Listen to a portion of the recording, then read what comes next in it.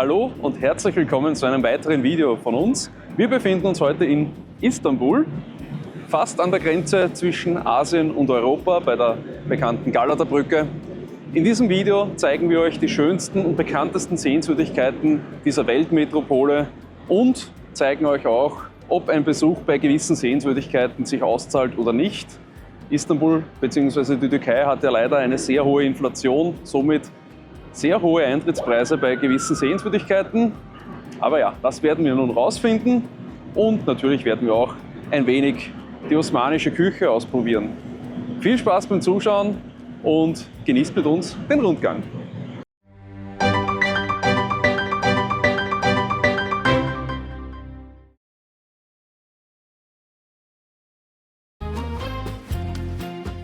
Nach unserer Landung am Flughafen Istanbul beginnt unser Abenteuer mit einem privaten Hoteltransfer, den wir direkt über unsere Unterkunft gebucht haben.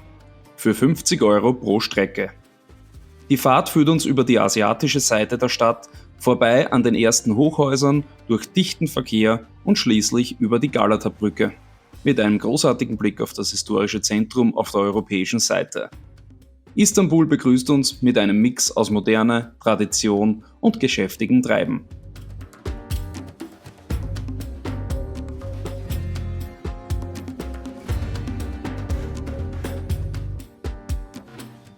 Unsere Unterkunft, das Airboy Hotel im Stadtteil Sirkeci, liegt im Herzen der Altstadt. Ein idealer Ausgangspunkt, um die wichtigsten Sehenswürdigkeiten fußläufig zu erkunden. Freundliches Personal, ein gutes Frühstück und die perfekte Lage machen dieses Hotel zur echten Empfehlung für Städtereisende.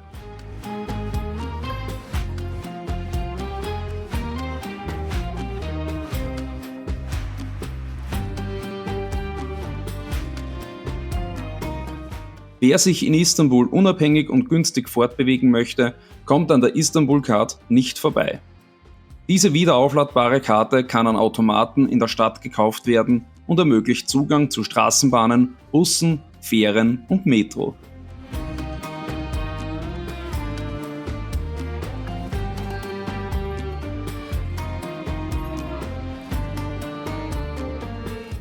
Kurz nach Ankunft machen wir direkt erste Erfahrungen mit der Straßenbahn. Unkompliziert und praktisch.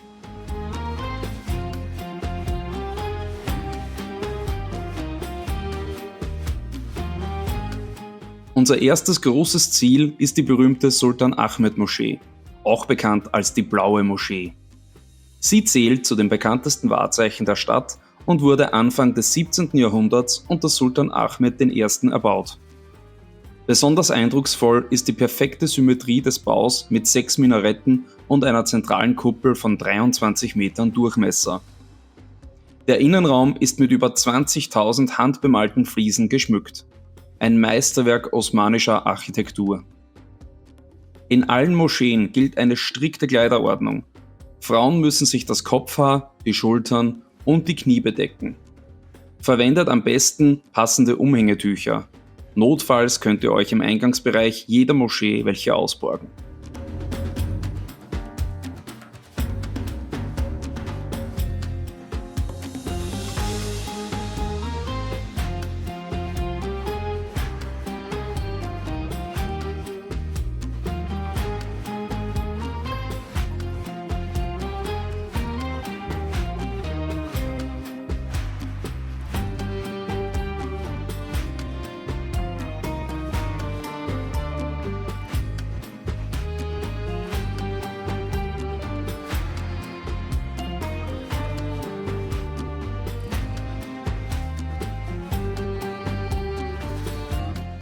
Gleich nebenan stehen wir vor dem antiken Obelisken auf dem ehemaligen Hippodrom. Der ägyptische Obelisk wurde bereits vor über 3000 Jahren im Auftrag von Pharao Thutmosis III. Errichtet und später von Kaiser Theodosius nach Konstantinopel gebracht. Übrigens, überall in Istanbul begegnet man Straßenkatzen. Sie sind ein fester Bestandteil des Stadtbilds und werden von den Einheimischen liebevoll umsorgt. Ein absolutes Muss für jeden Istanbul-Besucher ist die Hagia Sophia. Ursprünglich im 6. Jahrhundert als byzantinische Kirche errichtet, später Moschee, dann Museum und seit 2020 wieder offiziell als Moschee genutzt. architektonisch überwältigend, besonders wegen ihrer riesigen Hauptkuppel mit fast 32 Metern Durchmesser. Aktuell dürfen ausländische Touristen jedoch nur noch die obere Galerie betreten. Das Erdgeschoss ist ausschließlich türkischen Staatsangehörigen vorbehalten. Die Eintrittspreise sind hoch. Wir haben ein Kombi-Ticket mit der nahegelegenen Basilika Cisterna für etwa 52 € pro Person gekauft.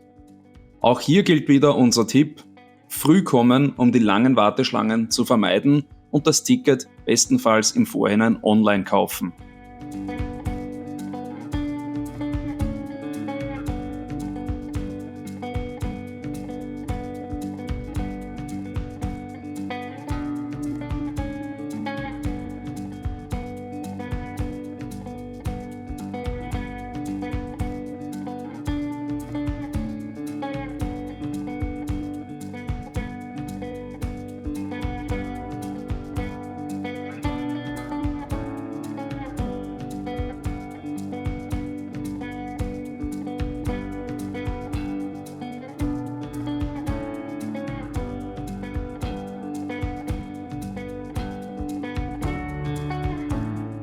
Übrigens, die Hagia Sophia ist vermutlich die einzige Moschee weltweit, in der ihr Bilder von Jesus Christus sehen könnt. Dies deshalb, da sie ja früher sehr lange als katholische Kirche gedient hat.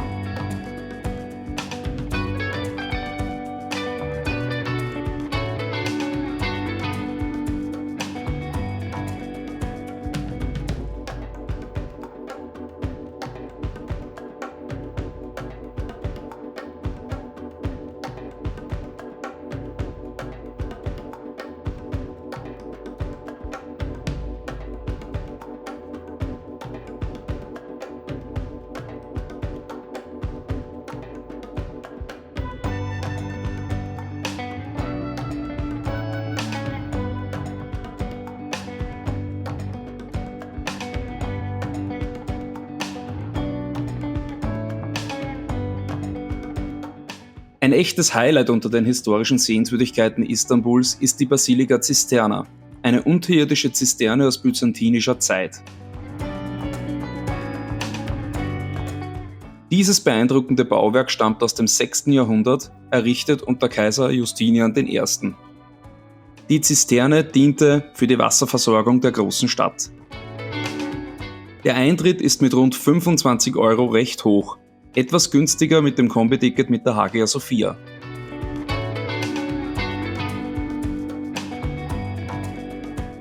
Beim Betreten des kühlen, dämmerigen Raums wird man sofort von der mystischen Atmosphäre umgeben. Die Zisterne umfasst 336 antike Marmorsäulen, die im schummrigen Licht reflektieren.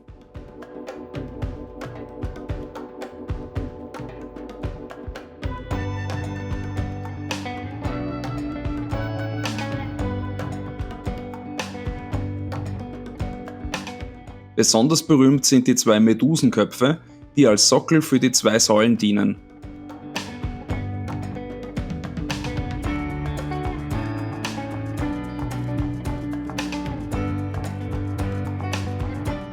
Trotz des Preises lohnt sich ein Besuch, denn diese Zisterne ist ein faszinierendes Zeugnis der byzantinischen Ingenieurskunst.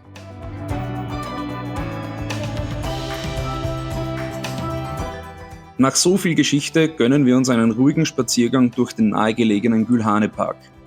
Im Februar noch karg und winterlich, aber in den wärmeren Monaten verwandelt sich die ehemalige Palastanlage in ein blühendes Gartenparadies.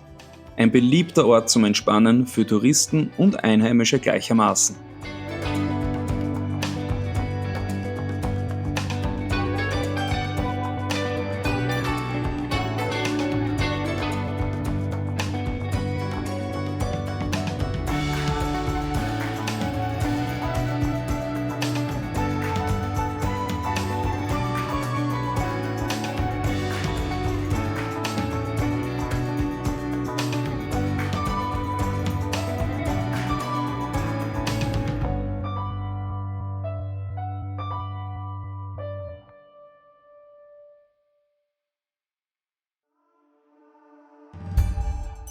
Weiter geht es zum ägyptischen Basar, auch Gewürzbasar genannt.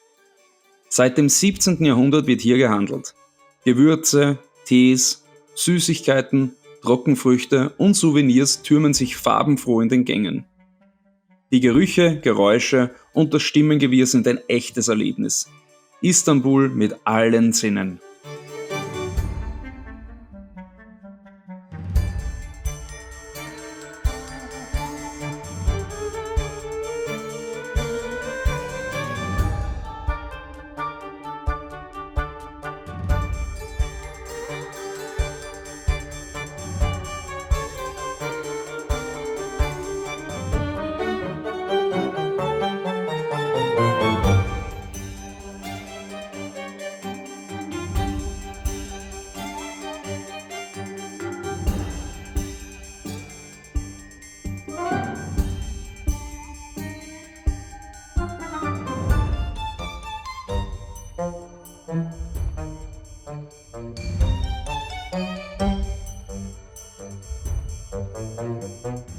Für das Abendessen verschlägt es uns in das nahegelegene Lotus-Restaurant. Hier gibt's traditionelle türkische Hausmannskost zu fairen Preisen, inklusive Tee auf Kosten des Hauses. 2 Personen essen hier für unter 30 Euro. Ein echter Geheimtipp.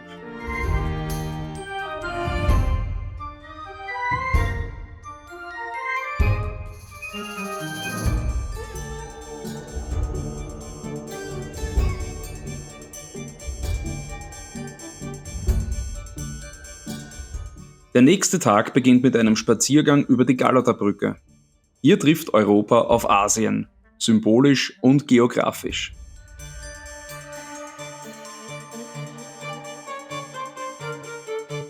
In der Mitte der Brücke verlaufen die Gleise der Straßenbahn. Darunter reihen sich Fischrestaurants aneinander.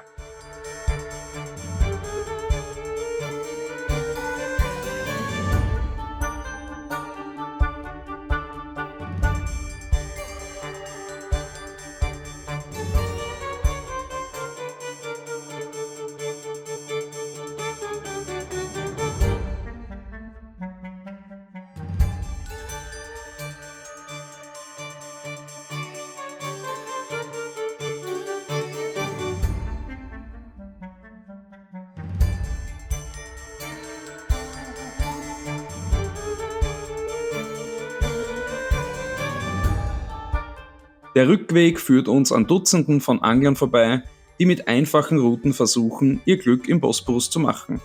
Ein typisches Bild dieser Stadt. Auf dem Eminönü-Platz probieren wir das berühmte Balik Ekmek, ein gegrilltes Fischbrötchen, das direkt vom Boot serviert wird. Für nur 4 Euro bekommt man hier ein einfaches, aber köstliches Streetfood mit frischem Fisch, Salat und Zwiebeln. Typisch Istanbul.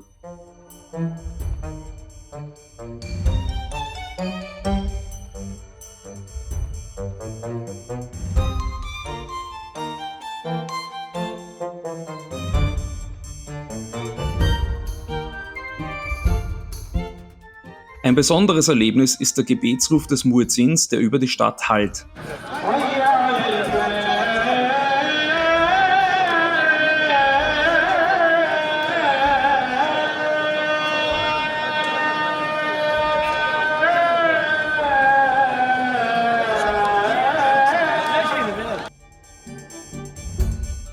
Ein absolutes Muss bei einem Istanbul-Besuch ist eine Bootstour auf dem Bosporus.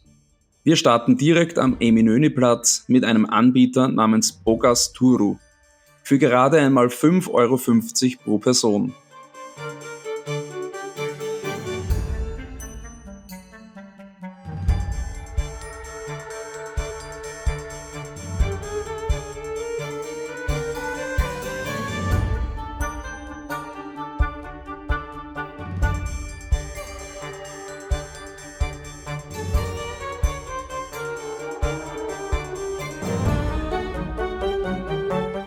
Während der rund 90-minütigen Fahrt entlang der berühmten Wasserstraße erlebt man Istanbul von seiner schönsten Seite.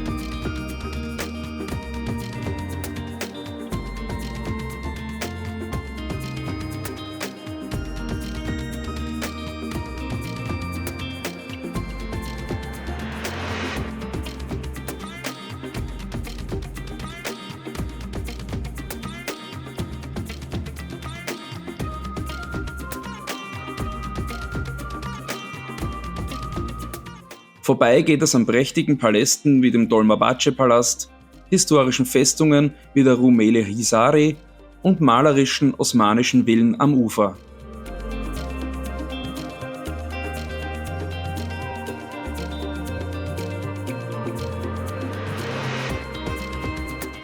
Besonders eindrucksvoll ist die Fahrt unter den 2 großen Bosporusbrücken hindurch, die Europa und Asien verbinden.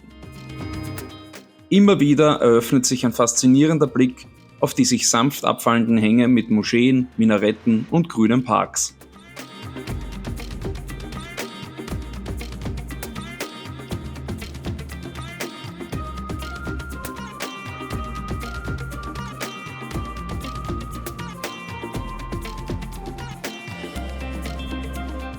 An Bord gibt es preiswerte Snacks und Getränke, darunter Simit, türkischer Tee und frisch gepresste Säfte. Ideal, um entspannt das Panorama zu genießen. Wer Istanbul wirklich verstehen will, sollte diese Perspektive vom Wasser aus nicht verpassen.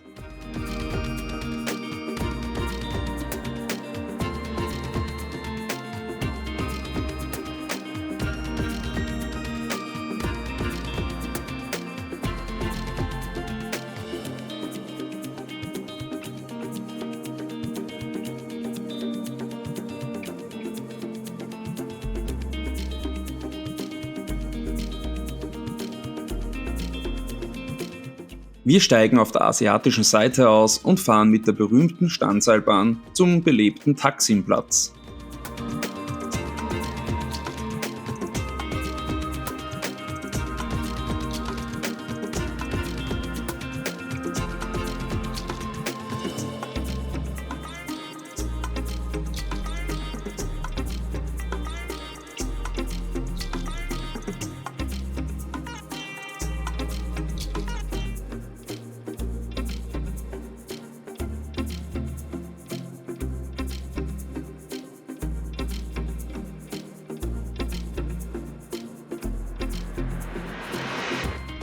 Oben angekommen genießen wir bei Mahisa Baklava ein süßes Highlight, San Sebastian Cheesecake und einen cremigen Milchshake.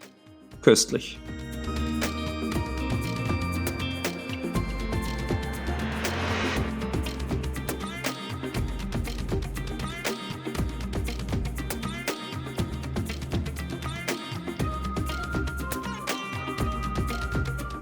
Ein Spaziergang durch die İstiklal Caddesi darf natürlich nicht fehlen. Die Fußgängerzone ist gesäumt von Geschäften, Cafés und historischen Gebäuden, oft begleitet von Musik und Straßenkünstlern.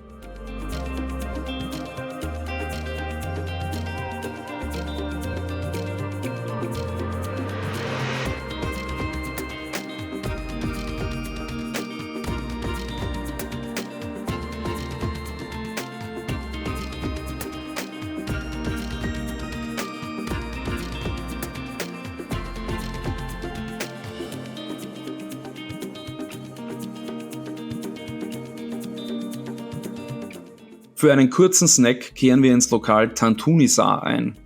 Hier gibt's Tantuni, ein Streetfood-Gericht aus der Region Mersin. Fein geschnittenes Fleisch, gewürzt in einem dünnen Fladenbrot serviert. Unser absolutes Lieblingsgericht in Istanbul. Einen Besuch im Tantunisar können wir jedem herzlichst empfehlen. Unser persönlicher Geheimtipp puncto Kulinarik.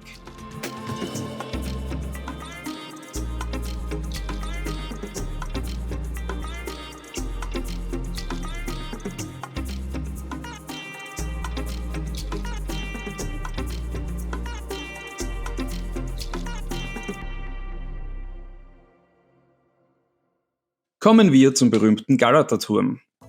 Der mittelalterliche Turm bietet zwar eine tolle Aussicht, ist aber oft überlaufen und massiv überteuert. Deshalb verzichten wir dieses Mal auf den Aufstieg.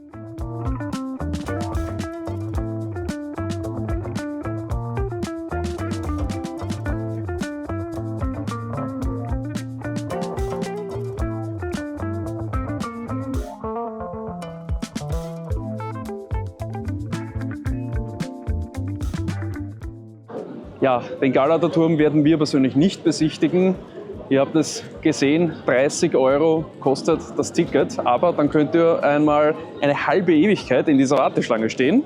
Es ist gerade Freitagnachmittag, zugegeben der Valentinstag, aber wer weiß, wie es in der Hochsaison oder an einem Wochenende ist. Somit braucht ihr mit Sicherheit ein Skip-the-Line-Ticket. Das kostet 35 € umgerechnet.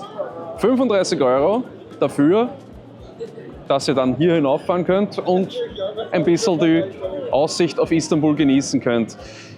Wir persönlich finden das massivst überteuert. Wirklich, das ist schon pervers eigentlich, 35 € für sowas zu verlangen, weil du bist nicht lange oben. Ja, die Aussicht mag schön sein, aber es gibt bessere Orte dafür und ja, deswegen ziehen wir weiter und werden den Turm nur von außen genießen.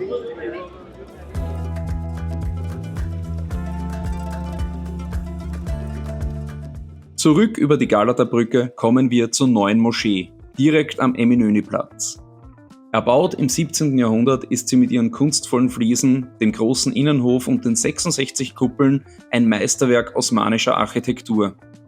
Weniger überlaufen als andere Moscheen.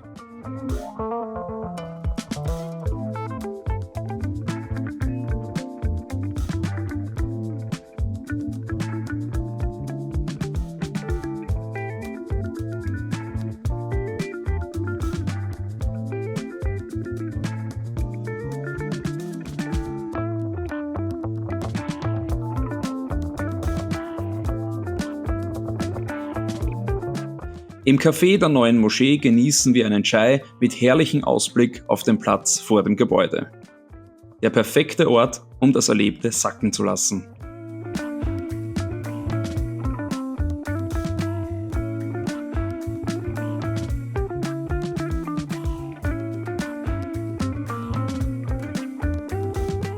Zum Abendessen verschlägt es uns ins Turgut-Restaurant unweit unseres Hotels, wo wir den Tag bei köstlicher türkischer Küche und Entertainment durch die Kellner ausklingen lassen.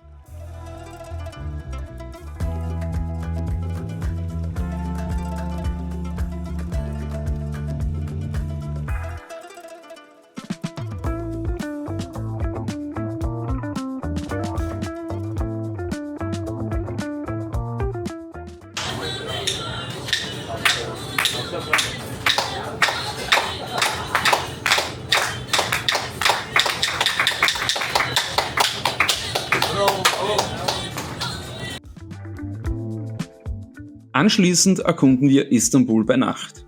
Speziell der Platz um die Hagia Sophia ist in der Dunkelheit sehr sehenswert.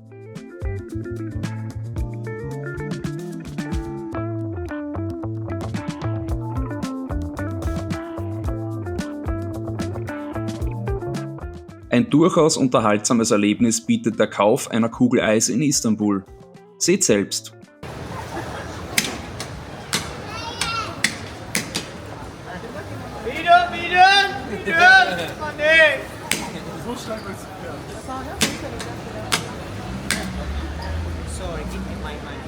Sen nasıl olmalısın? Vanilya? Evet abi. Türkçe var? Ne? Türkçe var? Var. Nerelisin abi? Ben Almanya'dan geliyorum. Sen nerelisin? Kahramanmaraş. Allah. Hoş geldiniz abicim.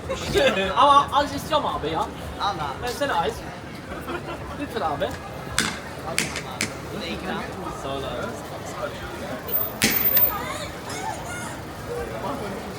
Teşekkürler. Abi. Bir test yapalım. Güzel. Yok kalmıyor.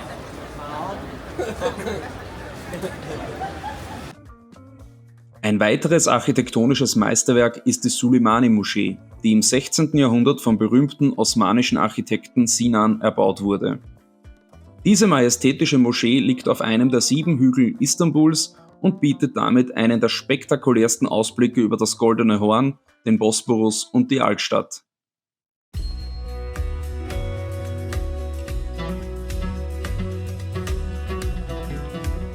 Die Moschee selbst ist imposant mit ihrer riesigen Kuppel, den 4 schlanken Minaretten und einer harmonischen Gartenanlage. Besonders in den frühen Morgenstunden oder kurz vor Sonnenuntergang entfaltet sich hier eine ruhige und spirituelle Atmosphäre. Ein Ort der Besinnung abseits der Hektik der Stadt.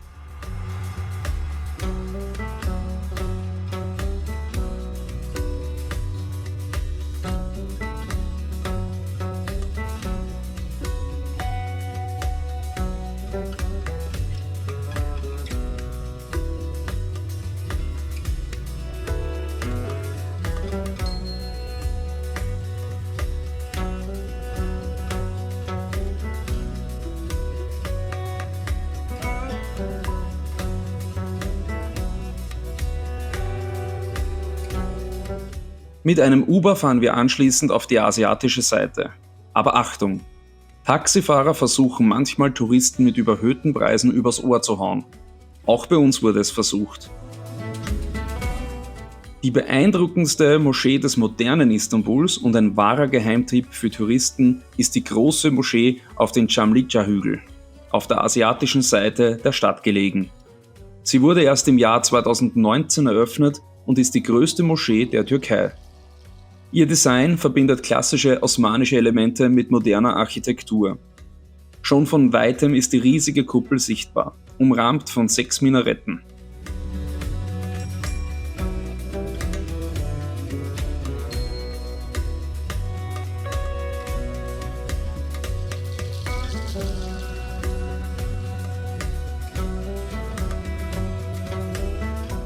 Im Inneren finden bis zu 60.000 Gläubige Platz. Wie bei allen Moscheen ist der Eintritt hier kostenlos. Außerdem ist diese Moschee noch ziemlich unbekannt bei Touristen, daher ist es meist sehr ruhig und entspannt.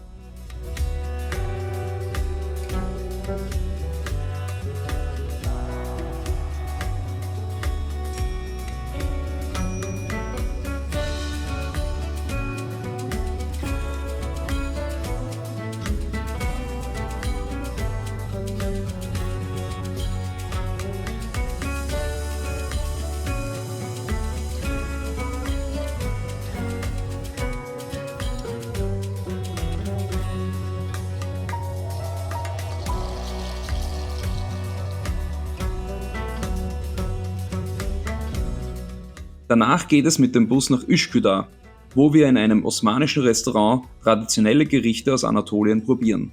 Authentisch, deftig, köstlich.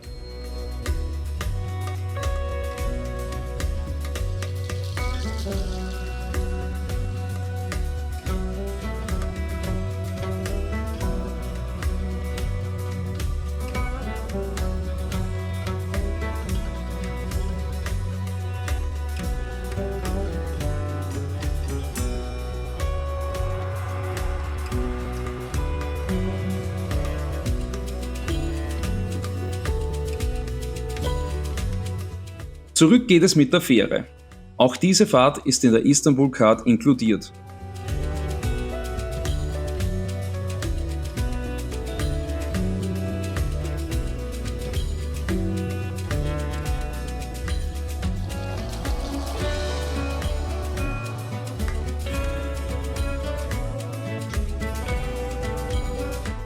Unsere letzte Station ist der große Basar. Ein Labyrinth aus über 4000 Geschäften. Hier wird seit Jahrhunderten gehandelt. Teppiche, Schmuck, Lederwaren, Keramik und Souvenirs.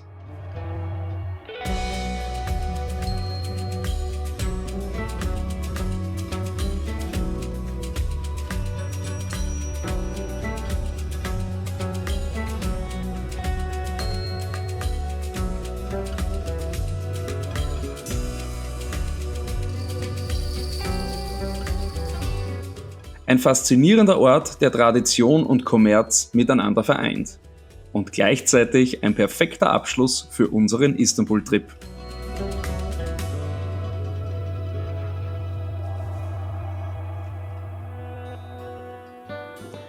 Wir sind nun am Ende unseres Videos angekommen.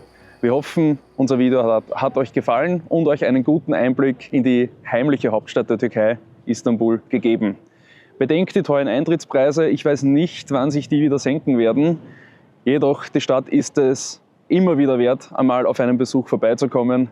3 Tage sollten mehr als ausreichend sein. Wir sind selbst mehr oder weniger 2,5 Tage da und wir haben alles erledigt, was wir sehen wollen.